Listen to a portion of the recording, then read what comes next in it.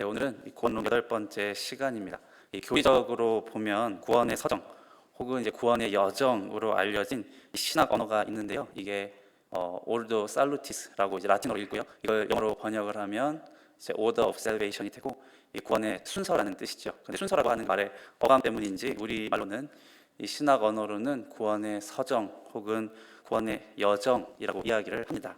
지난 7번의 시간 동안 다뤘던 구원의 이야기들이 이 구원의 서정에 관한 이 말씀들이었습니다. 신학 전통이나 아니면 신학자에 따라서 어떤 분은 6단계로 나누기도 하고요. 그리고 어떤 분은 9단계까지 나누기도 하고, 하나님의 부르심이 먼저다, 아니다, 거듭남이 먼저다, 이런 아카데믹한 신학 이론들이 이 구원의 서정 안에서 설왕설래하긴 하는데요. 사실 내용들을 보면 조금 말싸움하는 것 같이 느껴지기도 하는 게 이런 어떤 신학 논쟁입니다. 재밌게 보자면 재밌는데 어떻게 보자면 좀 덧없이 느껴지기도 하는 게 이 신학 논쟁입니다. 이 교리라는 게 사실 좀 그런 부분이 있습니다. 이 재밌어하는 사람들한테는 굉장히 재밌습니다. 특히 이 아카데믹한 것들을 추구하고 성경의 지적인 이 진리의 보화들을 발견하는 걸 즐기는 분들은 이런 교리 서적 같은 걸 보는 걸 즐거워하는데, 이 재미없는 사람들한테는 이 수박을 가지고 이게 야채냐 과일이냐 이렇게 얘기하는 것 같이 여겨지는 게 또 있기도 합니다. 저는 어떤 쪽인 것 같습니까? 네, 후자입니다. 네, 수박은 맛있으니까 과일이고 땅에서 나니까 야채 이렇게 생각하는 게 저인데, 솔직히 재미가 없습니다. 교리신학이라고 이제 신학교에서 분류해놓는 과목들이 있었는데, 제가 신학교를 다닐 때 특별히 재미없어 했었던 신학 분야가 이 교리신학이었습니다. 사실 철학은 개인적으로 굉장히 좋아해서 책도 보는 걸 즐겨하고 공부를 좀 했었는데도 교리는 뭔가 이렇게 논리 싸움처럼 여겨졌었거든요. 내가 옳고 너는 그러다 이런 이야기처럼 잘 이게 들렸던 게 사실입니다. 특별히 제가 한국에서는 보수적인 교단에서 수학을 했기 때문인지 몰라도 이 근현대의 사상의 흐름들이 이렇게 있지 않습니까? 이 2차 세계대전 전후로 사상의 흐름이 이렇게 이제 오면서 그게 신학 이론까지도 형성되는데 많이 영향을 주었는데, 그런 것들을 전부 다 이 인본주의하고 연결해서 뭔가 신본주의에 대적하는 비진리로 보는 그런 경향성이 있는 이 학교에서 제가 수학을 했다 보니까 이제 그런 것들이 더더욱이 이제 말싸움으로 여겨지게 됐습니다. 무슨 론 이러면은 좀 거부감이 들잖아요. 이 한자가 이 논할론자지 않습니까? 우리말로 구원론이라고 딱 해버리면 구원에 대해서 논한다, 이런 의미로 확 다가옵니다. 종말론도 그렇고요. 또 우리는 뭐에 대해서 논하자 이러면 이제 그 상다리 앞에 놓고 말싸움하자는 어떤 의미로 받아들이는 경향도 있다 보니까 구원론이라고 하면은 조금 딱딱하게 생각하는 그런 인상도 많이 받습니다. 그런데 우리가 주보에 매주 보신 것처럼 저희는 구원론을 가지고 이렇게 설교를 준비했지만, 사실 구원에 관한 이 아름다운 구원에 관한 이야기라고 하니까 되게 부럽지 않습니까? 그리고 지난 7주간 이제 부목사님들이 이 설교를 해오신 걸 들어보셔서 아시겠지만 구원론이라고 이렇게 딱딱하게 얘기하지 않으시고 부드럽게 풀어서 설교해 주신 것들이 참 감사했습니다. 그래서 우리는 지난 이 7주 동안 구원의 이야기를 들으면서 하나님의 자녀가 된 양자됨의 복과 불의한 우리들이 예수의 의로 옷 입는 것과 또 거룩하게 살아가기를 힘쓰게 되는 이 삶의 유익이 이 하나님이 예수 그리스도를 통해서 우리에게 베풀어 주신 구원 안에 있다고 들었습니다. 그리고 그 말씀들이 다 아멘 할 수밖에 없는 이 감사한 말씀들이었죠. 그런데 성령의 은혜를 입어서 이렇게 예수를 믿고 또 신앙생활을 시작해서 교회도 섬겼고 말씀도 보았고 또 나름 찬양을 들으면서 은혜도 받았던 한 사람이 있는데, 그래서 그 신앙생활을 하던 당시에는 구원을 누리는 것 같아 보였는데, 시간이 지나서 지금 보면 이 신앙생활을 하지 않고 있는 경우를 한 번씩 우리가 보게 되지 않습니까? 가깝게는 우리의 자녀들이 있을 것이고요. 또 우리 부모님들, 또 형제들, 또 노후들 안에서도 그런 경우들을 봅니다. 저는 심지어 신학을 같이 공부했었는데, 신학교를 같이 다녔는데 이제 자기 무신론자라고 막 스스로 얘기하는 그런 친구도 있습니다. 분명 하나님의 부르심에는 후회하심이 없다고 말씀을 해주셨는데, 분명히 부르심과 소명이 있어서 이 신학까지 왔을 그 삶이 어느덧 실족해 버려서 자기로 이 무신론자다, 하나님이 없다고 난 생각한다, 그렇게 믿는다 이야기하는 이 사람이 돼 버린 것도 우리가 실제로 신앙생활을 하면서 또 교회에서 안팎에서 보게 되는 이 사실이기도 합니다. 지금이야 우리가 다 같이 시간이 참 빠르다, 올해도 벌써 3월이 됐는데 3월 이제 벌써 중간 지나가지 않습니까? 시간이 어떻게 이렇게 빨리 지나가나 하지만 어릴 때에는 이 하루하루가 참 길게 느껴지지 않습니까? 특히 삶이 고단하고 힘들수록 한 시간도 되게 느리게 흘러가는 것처럼 느껴지는 게 있는데, 젊을 때 어릴 때는 삶이 참 길어 보이고 또 이 막막하게 여겨질 때가 있습니다. 저도 20대 초반이 무렵에 일본에 한 1년 반 정도 있다고 말씀을 드렸었는데, 거기에서 이제 도교에서 노숙자들을 이렇게 먹이고 전도하고 집회하고 하면서 하는 그런 교회에서 먹고 잤었던 적이 있지 않았습니까? 그 교회 조금 이상한 교회라고 제가 말씀드렸잖아요. 거기에서 같이 봉사를 하던 한국인 형이 저보다 8살인가 많았었습니다. 20대 후반쯤 되었던 형인데, 어느 날 대뜸 저한테 와가지고 묻기를 너는 구원의 확신이 있냐? 이렇게 물어보는 거예요. 그러면서 저한테 이제 사탄이 우는 사자처럼 이 밀가부르지 너의 믿음을 뒤흔들 텐데, 그런데도 너의 믿음을 굳게 붙잡고 지킬 자신이 있냐? 뭐 이렇게 이야기를 했었습니다. 뭐 자기는 그런 확신이 있다, 뭐 이렇게 얘기를 한 거겠죠. 근데 저는 없었거든요. 삶이 너무 막막하고 인생이 긴데 그 속에서 내가 믿음을 붙잡고 살지, 또 어느 순간 놓고 살지, 내가 어떻게 그거를 지금 확신하고 사냐고 생각을 해서 뭐 우물쭈물하고 있었습니다. 그러니까 갑자기 또 대뜸 붙잡고서 지금 죽어서 천국 가겠느냐고 물어보는 거예요. 그래서 난 지금 안 죽을 건데 왜 그런 걸 물어보냐고 이게 이제 동문서답식으로 답을 하기는 했습니다. 그러니까 저는 왠지 그럴 것 같다라는 그런 막연한 확신이 없었어요. 뭔가 내가 구원을 받아서 이 땅에 살면서 끝까지 이 믿음을 내 손으로 붙잡을 수 있을 거라는 그런 확신이 없었습니다. 지금이야 저한테 지금 죽으면 천국 가겠습니까? 이러면 그걸 말이라고 합니까? 하겠지만 이때 당시에는 이제 그런 지식도 없었고 경험도 없었고 또 그런 만한 신앙도 없었던 것 같습니다. 굉장히 당황스러웠어요. 그러고 나니까는 당황스러워하는 사람 앞에도 이제 그 20대 후반 형이 뭐 했겠습니까? 잔소리를 하고 막 가르치는 거예요. 구원론을 가르치는 거예요. 뭐 성경이 여기 펴대면서 이제 구원의 확신에 대해서 뭔가를 저한테 가르쳐주고 이제 구원의 확신을 가져야 된다, 뭐 이렇게 얘기를 하는데, 사실 그 말이 잘 들리는 않고 조금 많이 혼란스럽습니다. 왜냐하면 저는 예수 그리스도를 믿고 또 그 믿음에 대해서 배우고 세례를 받을 때에는 분명히 예수님을 통해서 하나님이 나를 구원해 주신다고 약속을 하셨다는 것을 이제 알고 또 그걸 믿고 그것에 따라서 이제 예수 그리스도를 믿는 성도 또 하나님의 자녀라고 이제 부르심 받았다라는 걸 알고 있었거든요. 그리고 그걸 믿었는데 자꾸만 구원의 확신 이야기하면서 뭔가를 붙잡고 있는데 그걸 놓지 말 자신이 있냐, 그걸 놓지 않을 자신이 있냐라고 하니까 제가 속으로 하나님이 해주셨다고 해놓고 이제 또 나보고 뭘 붙잡으라고 하는 건가? 뭐 이런 생각이 들었던 거예요. 예수 믿으면 구원받고 천국 간다, 뭐 이렇게 단순한 게 진리다라고 말을 하더니 또 막 뭘 하래요. 예수를 믿으려면 뭘 해야 되고, 뭐 말씀을 읽어야 되고, 기도를 해야 되고, 예배를 잘 드려야 되고, 이러면서 뭔가 해야 되는 것을 막 붙잡으면서 그것들이 내가 뭔가 이렇게 붙잡고 있는 나의 믿음이어야 된다라고 하는 얘기를 하는 거죠. 좀 유치한 얘기였지만 그때는 그게 굉장히 피곤했습니다. 예수 믿고 천국 간다 그래서 예수를 믿었잖아요. 근데 뭔가 해야 되는 것들을 계속 얹으니까 예수 믿고 천국 가는 게 되게 고단한 거구나 라는 그런 이 생각을 했었어요. 그래서 당장은 내가 예수를 믿는데 10년 뒤에 내가 너무 지쳐가지고 이 믿음을 내 손으로 붙잡고 있을 자신이 없었던 거죠. 그러니까 뭘 막 시키니까 그래요. 그래서 제가 말씀드린 것처럼 일본에 있을 때 그 선교사님도 그렇고 그 선교사님이랑 가진 그 형도 그렇고 좀 많이 이상했거든요. 예수님이 뭐 2010년 전쯤에는 이 땅에 오신다느니, 뭐 내가 꿈을 꿨는데 네가 금식을 해야 된다느니, 영적인 세계를 많이 안다느니 하면서 봉사자들을 많이 좀 채찍질을 하시면서 홈리스 사역을 하셨습니다. 물론 이 노숙자들에게 전도를 하고 또 막 적게는 수백 명, 수천 명 하는 그 노숙자들 먹이받는 그 사역이 보통 관한 사역이 아니니까 또 그 안에서 영적인 문제들로 씨름을 하셨어야 되는 게 맞다고 이 생각은 하지만 제 눈에는 그게 너무 피곤한 삶으로 이제 보였습니다. 예수님을 믿고도 선교사님의 말씀을 들으면 내가 천국 가기 위해서 해야 되는 게 너무 많아 보이는 거예요. 그러면서 자꾸 내 스스로 생각이 드는 게, 말씀을 들으면서 나는 천국 못 가겠다, 나는 저 기준에 부합할 수가 없다, 그러면 나는 한 10년 전쯤에는 지쳐서 나가 떨어지겠다 라는 생각을 많이 이렇게 했었습니다. 뭐 제가 좀 얌전하고 점잖게 말씀드려서 그렇지 굉장히 익스트림한 이야기들을 많이 하셨어요. 그러니까 한 1년 정도 그렇게 교회에서 봉사하고 먹고 자고 하다가 너무 이상하고 힘들고 일련의 사건들이 있어서 제가 이제 교회에서 먹고 자는 생활 청산하고 제가 이제 좀 나가겠습니다, 목사님 너무 감사했고 제가 많이 신세를 졌습니다 하고 인사를 드리고 이제 나오려고 하니까 그 선교사님하고 사모님이 저한테 그러시는 거예요. 너는 우리 교회 부친 영혼이다. 뭐 이런 얘기 들어보신 적 있으십니까? 네가 어디 가봤자 망해서 돌아오나.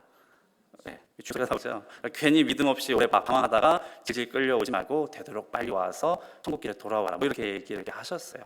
아주 기가 막힌 소리 아닙니까? 그러니까 지금 같으면 이단이 그루밍한다고 막 제가 귀등으로도 안 들을 그런 말이긴 한데, 그때는 뭐 21살, 22살 이 무렵의 어린 나이였고, 제가 또 의지할 곳이 없이 있다가 그 교회에서 선교사님을 아버지처럼 의지하고 따랐었기 때문에 그 말 한마디가, 그 헤어질 때 말이 굉장히 제 마음에 큰 혼란을 주었습니다. 그러니까 영적으로나 심리적으로나 무척이나 의지하고 있었는데, 마치 내가 그 교회에서 나가는 게 이 천국길에서 벗어나서 뭐 지옥 가는 길에 들어서는 것처럼 말씀을 한 것처럼 제가 받아들였어요. 물론 뭐 선교사님께서는 그런 얘기는 아니셨겠죠. 더 있었으면 하는 마음으로 붙잡으려고 하신 말씀 같은데, 도쿄에서 이제 그 교회를 나와서 저희 어머니께 이제 향하던 날에 너무나 인생길도 막막한데 내가 이제 마치 하나님께 버림받은 것 같은 마음으로 나 스스로 내 믿음을 놓은 건가 하는 그런 혼란을 가지고 이제 그 교회를 이제 나왔었습니다. 하나님이 나를 꽉 붙잡아 주시는 게 구원이라고 생각했었는데, 반대로 그 구원은 내 손에 꽉 내가 쥐고 있어야 하는 무엇이었는가, 그렇게 생각을 하니까 야, 이거 내가 이걸 언제까지 쥘 수 있을까? 난 당장 내 삶 하나 이렇게 붙들고 살아가는 것도 지쳐가지고 그냥 또 빨리빨리 놓아버리고 싶은 마음이 시시때때로 드는데, 거기서 내가 이 구원까지도 이 줄을 붙잡고 있어야 되나? 내가 언제까지 붙잡을 수 있을까? 언젠가는 이걸 놓지 않을까? 라는 생각도 이제 했었습니다. 그러니까 나중에는 내가 하나님께 속았다, 뭐 이런 생각까지 하기도 했었어요. 이 성도님께서 구원의 확신이라는 그 구원의 확신에 대해서 이 생각을 한다면 이제 어떤 종류의 구원의 확신을 가지셨는지 궁금합니다. 내가 잡고 있는 이 천국으로 향하는 줄이 이 썩은 동아줄이 확실히 아니기 때문에, 천국 가는 동아줄이기 때문에 꽉 잡고 있어야 되고, 그걸 놓지 말아야 되고, 힘을 주고 애를 쓰고 기를 써서 이걸 잡아야 된다. 이걸 내가 놓치면, 이걸 내가 놓으면 지옥 간다. 뭐 혹시 이런 마음이 있으십니까? 바울이 사역을 했던 2000년 전 예루살렘에서 이 초대교회가 시작을 했죠. 유대인으로부터 시작을 하였습니다. 그런 초대교회의 구원론은요, 그 구원관은 이런 동아줄이론은 아니었습니다. 그런데 언약의 증거가 있어야 구원을 받는다, 하나님의 백성이 된다 라고 하는 이 구원론이 지배적이었습니다. 쉬운 말로 할례받아야 된다는 것이었어요. 원래는 아브라함의 자손 유대인들에게만 특별히 약속된 이 하나님의 백성된 특권, 이 하나님의 구원이 이방인에게 전해지는 것은 오케이 했습니다, 이 초대교회가요. 그런데 이방인들일지라도 유대인으로서의 외적인 흔적, 즉 그 언약의 증거인 할례를 받아야지 하나님의 구원을 얻는 하나님의 언약 백성으로서 구원을 받을 수 있다라는 생각을 했습니다. 그리고 할례를 받고 또한 율법을 지킴으로써 그 구원을 확증해야 된다라는 생각을 했던 거예요. 바울이 복음을 전하고 이제 이동한 교회들마다 뒤따라 들어온 것이 이 예루살렘으로부터 온 이 유대계 그리스도인들이었습니다. 그러니까 이 사람들이 와가지고 하는 얘기가 할례 받아라, 할례 받아라 하니까 이 사도 바울의 서신서에서 그토록 할례에 대한 이야기를 많이 하고 있는 것이에요. 바울은 초대교회 유대계 그리스도인들의 구원론이 이 개척하고 전도했던 이방 교회에 퍼지고 있는 걸 굉장히 안타깝게 생각했습니다. 예수님께서 십자가에서 보여주신 구원은 구원을 이 원하는 자들에게 붙잡는 동아줄을 내려주시는 것도 아니고, 뭐 천국문 앞에서 무슨 공항검색처럼 부스 차려놓고 할례 받았냐 말았냐 확인하는 것도 아닌데, 참 이상하다, 도대체 왜 그러냐. 이게 이제 바울 서신이 초대교회들에 전한 안타까운 여러 마음 중에 한 가지였습니다. 오늘 읽은 빌립보서 3장 5절에서도 이렇게 말을 합니다. 나는 8일 만에 할례를 받고 이스라엘 족속이요 베냐민 지파요 히브리인 중에 히브리인이요 율법으로는 바리새인이요 열심으로는 교회를 받게 하고 율법의 의로는 흠이 없는 자다라고 했습니다. 바울이 얘기하는 거예요. 자격으로 따지자면, 또 행위로 보자면, 그리고 몸에 새겨진 그 구원의 이 하나님의 자손으로서 이 자녀로서의 외적인 흔적과 혈통과 삶의 족적으로 보자면 나만큼 구원에 합당한 사람이 어디 있겠느냐고, 그 기준으로 보자면 내가 최고 아니겠느냐고 바울이 이야기를 합니다. 그러면서 그 동아줄 꽉 잡아라, 놓치면 지옥 간다, 할례 받고 율법 지켜라, 천국 가면 검색돼 있다, 이런 말에 좀 속지 말라고 이해를 합니다. 구원은 하나님이 베푸시는 은혜의 선물이지 천국으로 들어갈 수 있도록 우리 손에 쥐어준 여권 같은 게 아니라는 거예요. 여권 펼쳐서 이 천국 검색대에서 도장받고 들어가는 게 아니라는 겁니다. 제가 한국에서 캐나다로 오지 않았습니까? 3년짜리 비자를 받아서 들어왔습니다. 처음 들어올 때 워킹 비자를 받고 들어왔어요. 그럼 이제 주변에서 이 이민 생활이 있으신 분들이 막 얘기를 해주시죠. 영주권에 대한 이야기도 해주시고, 영주권을 따는 방법이 있고 또 저 방법이 있고, 또 영주권을 따고 또 시험 쳐서 시민권도 얻을 수 있다. This is 이민, 이게 이민이다, 뭐 이렇게 이제 알려주시잖아요. 그러니까 우리가 천국에 들어가서 얻는 것도 천국 시민권이라고 하니까 이민하고 비슷하게 생각하게 되는 것 같기도 해요. 우리가 영주권 따려고 애쓰듯이 이 천국에 들어가는 입국 자격을 얻으려고 동아줄 붙잡고 또 영주권을 받고도 시민권을 얻으려고 시험을 보듯이 이 땅에서 천국 시민권을 얻기 위해서 시험을 당하면서도 그 믿음 끝까지 붙잡고 있어야 비록 천국 시민이 된 거라고 이야기를 합니다. 완전히 틀린 말은 아니지만 그렇다고 맞는 말도 아닙니다. 지난 7주 동안 우리가 들었던 아름다운 구원의 이야기, 이 구원의 서정에서의 핵심은 구원의 주체는 하나님이시는 겁니다. 성부, 성령 하나님께서 베푸신 구원을 우리가 시작을 했지 않습니까? 하나님께서 베푸신 구원입니다. 그 구원은 우리로부터 말미암지 않고 하나님께서 예수 그리스도 안에서 택하신 자들에게 값없이 주신 선물이라고 하는 것을 우리가 들은 겁니다. 우리를 양자로 부르셔서 저 죄짓고 또 부모의 유산을 허랑방탕하게 허비한 산자를 감싸주었던 아버지처럼 양자 삼은 우리들을 안아주셨다고. 온전하신 예수 그리스도의 의로움을 이 천하고 연약하고 죄 많은 우리가 옷 입어서 우리는 비록 죄와 허물이 있을지라도 주 예수 그리스도 안에서 모든 것이 다 덮어지고 오히려 하나님께서 우리를 의롭다고 부르신다고 한 게 하나님의 구원이었습니다. 값은 이미 예수께서 다 지불해 주셨다고 또 우리가 말씀으로 봤습니다. 또 우리가 잘 알고 있는 로마서 8장 38절과 39절의 말씀인데요. 이거 너무 유명한 구절이죠. 한번 함께 읽어보실까요? 시작. 사망이나 생명이나 천사들이나 권세자들이나 장래일이나 능력이나 높음이나 기쁨이나 다른 어떤 피조물이라도 우리를 우리 주 그리스도 예수 안에 있는 사랑에서 끊을 수 없느니라. 이것이 바로 이 구원이라는 겁니다. 그 무엇도 우리 하나님의 사랑에서 끊을 수 없다는 거예요. 우리가 믿음을 놓는 것처럼 보여도 우리가 놓거나 말거나 아무 상관이 없는 겁니다. 하나님이 우리를 붙잡고 계시기 때문에 한 번 하나님께서 성령을 우리에게 주셔서 허락하신 구원은 결코 돌이켜지지 않고 하나님이 끝까지 지키시고 보호하시고 도우시고 넘어진 자들은 일으켜 세우신다라는 것이 이 구원의 이야기인 겁니다. 그러면은 이제 아까 처음으로 돌아가서 구원으로 이렇게 이걸 받게 되면 그러면은 이 땅에서 우리가 인내할 필요도 없고 거룩하기 위해 애쓸 필요도 없고 죄를 짓고도 그냥 회개하면 그만이고 어떻게 살아도 하나님이 천국으로 들여보내실 거면 그냥 죄에 방종한 사람만 교회 안에서 양상되지 않겠느냐라고 하면서 또다시 구원의 밧줄을 끝까지 붙잡고 가자 하는 얘기가 마치 무슨 도돌이표처럼 나오게 됩니다. 저도 신학교에서 이 구원을 들을 때에 이게 도돌이표처럼 반복이 되는 거예요.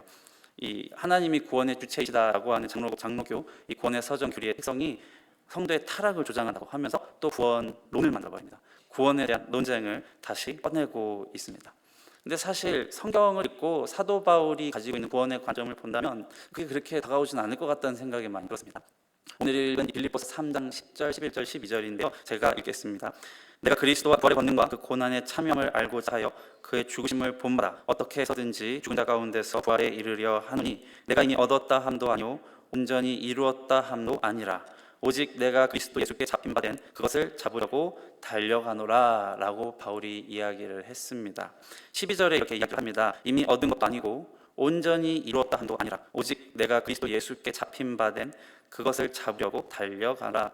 내가 내 몸에 더 확실하게 새기기 위함도 아니고 내가 손에 붙잡고 있는 그것을 더 꽉 쥐고 놓치지 않으려고 발버둥치려는 것도 아니라는 거예요. 바울은 내가 달려가노라 라고 이야기합니다. 바울이 그래서 구원을 그림 언어, 우리가 이미지화 시킬 수 있는 언어로 가장 기가 막히게 잘 표현해 놓았습니다. 달려간다는 거, 이 올림픽의 마라톤에 비유하는 거, 다름질에 비유를 한 것이죠. 그리고 뒤에서 빌립보 3장 13절과 14절에 마저 이것을 설명해 놨습니다. 형제들아 나는 아직 내가 잡은 줄로 여기지 아니하고 오직 한 일, 즉 뒤에 있는 것은 잊어버리고 앞에 있는 것을 잡으려고 표대를 향하여 그리스도 예수 안에서 하나님이 위해서 부르신 부름의 상을 위하여 달려가노라 라고 이야기를 했습니다.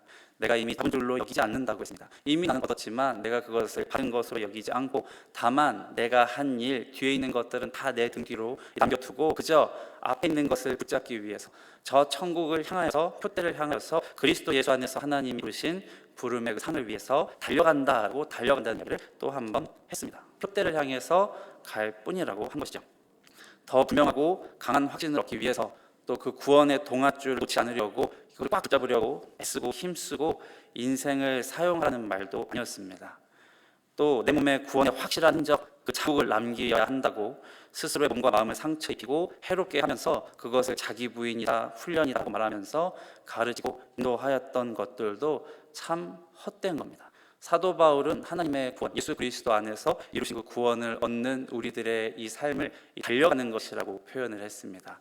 붙잡는 것보다도 이 press on이죠. 펄수한다고 얘기를 한 겁니다.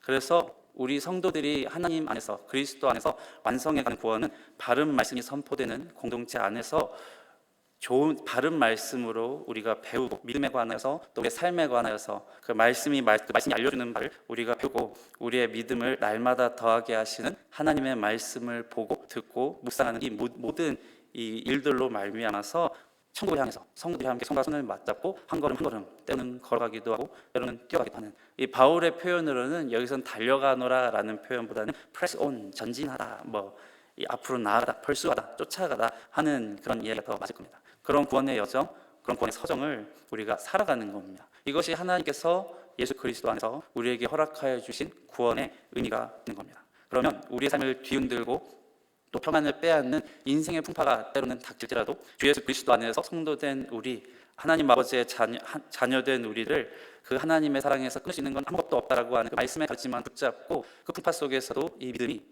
떨어지지 않는 겁니다.